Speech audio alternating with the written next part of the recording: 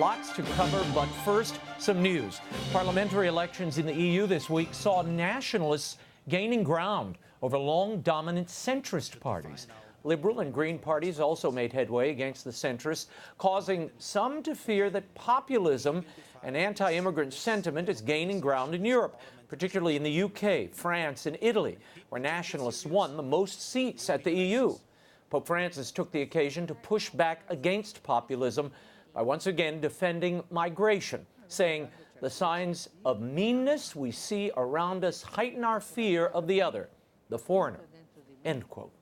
Here with his thoughts on this and more is the former head of the Vatican's highest court, the Apostolic Signatura, and one of the world's foremost canon lawyers. He is also one of the 4 cardinals who posed the dubia to Pope Francis regarding his Amoris Laetitia. Please welcome Cardinal Raymond Burke, who joins us from Rome. Your Eminence, thank you for being here. Well, thank you, Raymond. Look, I'm pleased to be with you. I want to start with the big story that broke this week. Leaked correspondence between former Cardinal Theodore McCarrick, Pope Francis, and others seemed to confirm that there were restrictions placed on McCarrick in 2008 stemming from his sexual misdeeds, which were known by people in the Vatican and elsewhere. The correspondence also shows that McCarrick was instrumental in helping to broker the Vatican-China deal. The correspondence was leaked by a former aide of McCarrick, Monsignor Anthony Figueiredo. Now, since these restrictions against McCarrick were in place since at least 2008, why were they not enforced, Your Eminence?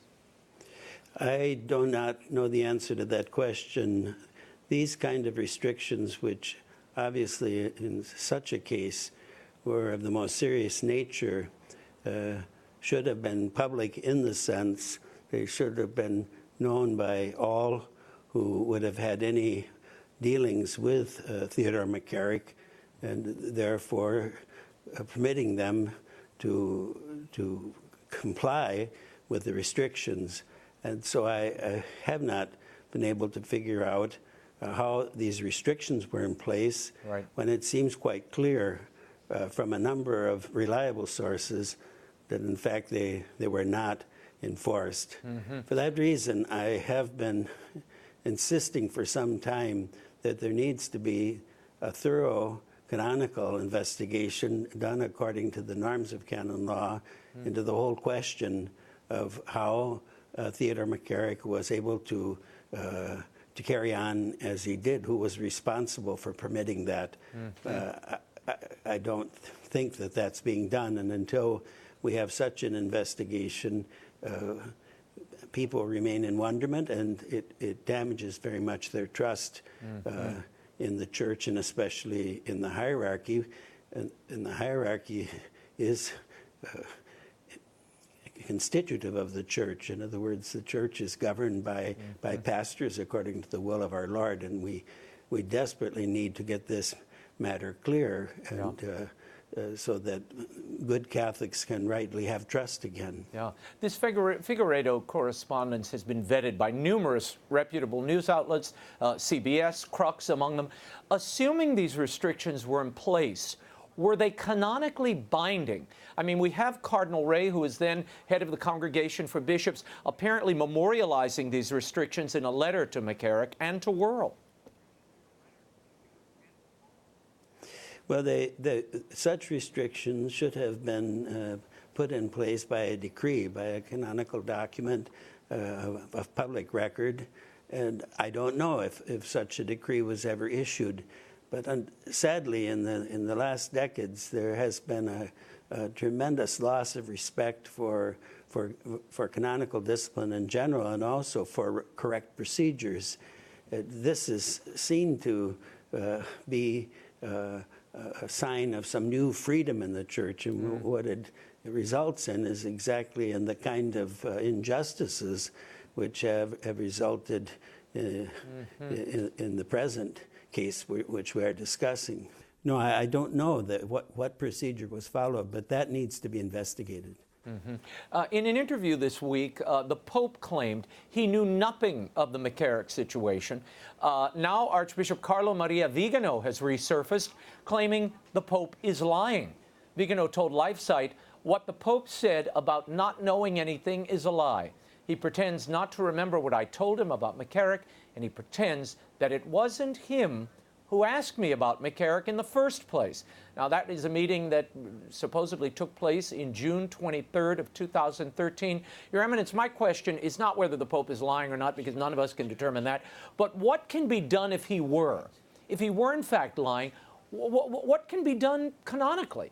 I mean, who is to correct him? Is there a canonical process for this sort of thing? Or is this just an academic consideration at this point? No, the Pope, because of the authority which he has in the Church as the head of the Apostolic College, cannot be tried by anyone else. He's not subject to that kind of action. But the faithful, including cardinals and bishops and priests, all have the right to express to the Holy Father their concern in the matter and to have a response from him. And I think that this is what is needed is a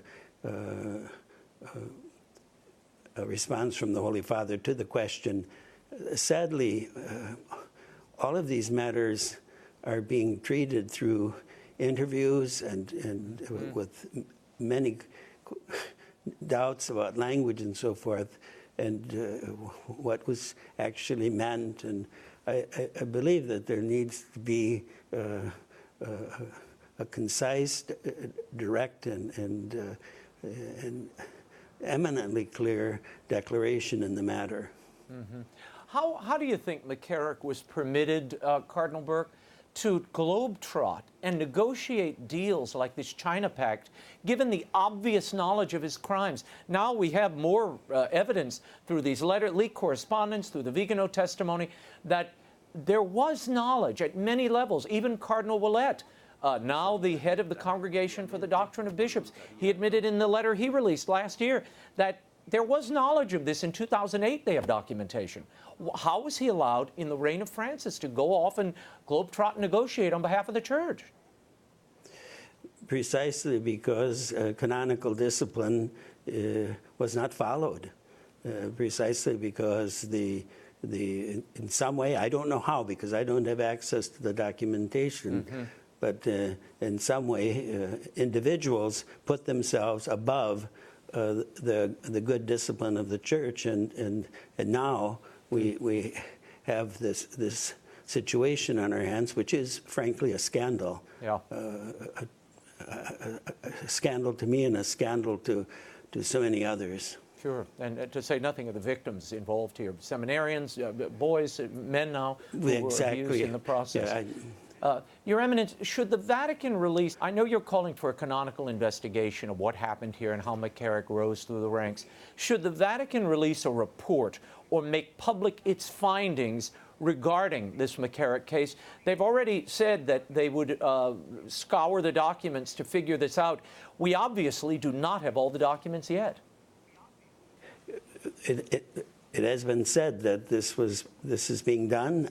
I trust that it is being done, but I think that in such a situation in which there has been such a loss of trust, and for good reason, that the Holy See needs to let people know how this investigation is proceeding, and in fact that it is proceeding, and then that those who took part in any way failed to exercise their responsibility to observe the restrictions on the ministry of Theodore McCarrick. Those people have to accept the consequences of their actions. They can't. There has to be a sanction for this kind of gross betrayal of trust in order to reestablish a just order in the Church. Yeah. People see, well, we have to be forgiving. Of course we have to be forgiving, but forgiveness and mercy is postulated first on justice, on a just acknowledgement of what has happened, and on a correct action to rectify the injustice. And we leave the rest in the hands of God, but we have to do our part. I must also ask you about this case of Archbishop Gustavo Sanchita. Now, he is the Argentine bishop who was charged with sexual malfeasance of seminarians, having porn on his phone, financial improprieties. The Pope, in a new interview, says he sent Sanchita to treatment in Spain. Later, he asked him to resign from the diocese in Argentina, and he brought him to the Vatican. Now he says he's open to canonical investigation of Sanchita. My question is, what took so long? And why give a man like this, charged with these, misdeeds to crimes, a Vatican job where he's overseeing church property? Yes, this is incomprehensible. To get back to my point, and I don't mean to be annoying, but what should have happened in the first place is that the minute these accusations were made, which were very serious, the canonical investigation should have taken place then. Yes, it's good for such a man to be sent for treatment and so forth, but at the same time, because of the grave misdeeds to the harm of souls, especially of seminarians and others who should be able to put their trust in their bishop, that should have been addressed from day one. Yeah. The EU Parliament, I want to move to this. This is a big topic that we're seeing internationally. The EU Parliament elections this week saw major gains for populists across Europe, especially Farage's party in the UK, Salvini in Italy. Pope Francis has been very critical of populism before and after the EU elections. The former head of the CDF, Cardinal Gerhard Mueller, had some thoughts on the Pope's view of populism. He said this week, "A church authority cannot speak in such an amateur way about theological questions, and especially it must not intrude into politics when there is a democratically legitimized parliament and government as there is in Italy. It's better to talk with Salvini, discuss or correct him when necessary. It's curious that the Pope has received the most secularist people and not Salvini. He dialogues with the Venezuelan regime or with China, which places millions of Christians in re-education camps, destroys churches, persecutes Christians." End quote. Your Eminence, is Mueller correct here? Is the Pope inserting himself into a political debate rather than engaging as a shepherd with these political figures that perhaps he could win over in a different way? Yes, we have to take our direction here from what has been the constant practice of the Church, following our Lord's own words, "Render unto Caesar what is Caesar, and unto God what is God's." The Church is never right to mix itself directly into political action, while at the same time, in order to carry out her mission, she has to pronounce herself with regard to moral questions of politics. In other words, when politics are offending against the dignity of the human person, or against the fundamental right to life, or against the integrity of marriage, or whatever it may be, the Church has to speak out, and that's our role. With regard to this whole question of populism, patriotism is in fact part of the natural moral law. It's in the fourth commandment that we owe. The first three commandments are reverence to God.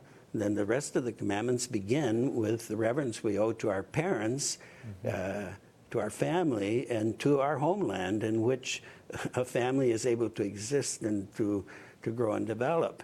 And this has always been part of the teaching of the Church. You will also find it in the Catechism of the Catholic Church. This is this kind of, and then to use the word nationalism, which is a red flag word, it conjures up thoughts of the abuse of the loyalty to one's homeland for some kind of totalitarian purpose. But there is a genuine patriotism which requires, for instance, with regard to the question of immigration, which requires a nation to, yes, we have to take in those who are real refugees, those who have nowhere to go. But on the other hand, the church has never taught that a nation should engage in indiscriminate immigration, which is neither good for the nation itself, to the extent that it may not be able to handle all of those who are migrating, and at the same time, it's not good for the nation of origin of all of those who are leaving their homeland when they should be staying there to devote themselves to their homeland. And the only reason given when we must accept someone who comes to our borders is that they aren't able to have a livelihood in their homeland. They're not able to have in their homeland those things which they need to live. And so this is, but these are very delicate questions, and we need to dialogue with Vice Premier Matteo Salvini, with others about this question. Your Eminence, you yourself came under fire for comments regarding the regulation of Muslim immigration when you said not long ago, Muslims have said that they are able today to accomplish what they were not able to accomplish in the past with armaments because Christians no longer are ready to defend their faith, what they believe. They are no longer ready to defend the moral law. Limiting large-scale immigration, Muslim immigration, is in fact, as far as I'm concerned, a responsible exercise of one's patriotism. Why did you say that? Your critics are saying you're broad-brushing an entire population of people. No, I'm not at all. And I'm not an Islamophobe. I respect Islam for what it is. But I'm saying to my fellow countrymen and to other people of goodwill, you must recognize and respect Islam for what it is. And Islam is a form of government. And you can ask the most specific Muslim who's living in any country, if you ask him, when you become a majority of the population, must you impose Sharia, the Islamic law, on the whole nation? And if he's a true Muslim, he'll have to tell you yes, because that's the nature of the religion. I don't say this to stir up hatred or a negative reaction to Muslims, but simply to say we need to recognize Islam for what it is, to respect its integrity. And so if a nation indiscriminately welcomes so many Muslims who are also going to have children, many children, which is a good thing. I very much respect the love for the family in Islam. They will become the majority of the population, and at that moment they will be obliged by their religious faith. They will be obliged to impose that government on the whole population. And Sharia, that law. That's all I'm saying. But people, everybody wants to right away get involved in accusations, you're a racist, you're an Islamophobe, and so forth. I'm just asking, let's be reasonable about this. And let's talk to each other in a reasonable way. Your Eminence, Pope Francis regularly says that it's imperative to follow the biblical command of welcoming the stranger. This week, in that Mexican interview, he chimed in again on U.S. immigration policy and the Trump wall. He said this, "We knew of one, of Berlin, and the many headaches and sufferings it caused us. But it appears that man does what animals don't, right? Man is the only animal that falls twice into the same hole, right? We are returning to the same thing, right? Building walls as if it were a defense, right? Defense is dialogue, growth, acceptance, and education, integration." Your Eminence, is a wall on a border immoral? No, not at all. A wall on a border could serve some very good function to keep good order between two sovereign states, which is the case of Mexico and the United States. Here we're not talking about a totalitarian regime as was the case with the building of the Berlin Wall. They're two distinct cases. And whether you agree or do not agree that a wall is the best way to do it, the wall can legitimately represent a way of carrying out responsible immigration. And that's to say I don't agree that it's an inherently immoral act to put up a wall. Back here in the United States, the California State Senate has proposed a bill, Your Eminence, that would force priests to report cases of abuse, even if they hear those cases or of those cases in the confessional. Now, this would, of course, violate the sacred seal of confession. How serious a canonical crime is it for a priest to reveal anything heard in confession? Cardinal Burke. It's among the most serious canonical delicts, and a priest may not, under any circumstance, reveal what knowledge it is received during the hearing of a confession. And if the government in California insists on this, they'll have every priest, every good priest in California will be in jail. Because the priest cannot, as St. Peter said, we must obey God before we obey men. In order to be good citizens, to do our duty as citizens, we must first respect the law of God. And confession is a communication between the penitent and God. The priest is the mediator of that communication, but because it is a confession before God, the priest may not in any way reveal that what he's learned in confession. The California legislature, they conscripted this law in an amendment, and they said, well, you would only have to reveal information that you gathered from a priest or a bishop whose confession you were hearing. Would you comply with that law? Doesn't matter whose confession you're hearing. Confession is confession, whether you're hearing a priest's confession, a bishop's confession, confession of a member of the lay faithful. It's confession, and it's sacrosanct. It's of God. Yeah. Finally, before I let you go, there are reports that Professor John Rist, he's an esteemed professor, he's taught at many Catholic institutions, and he was a signatory of that letter that charged the Pope with heresy.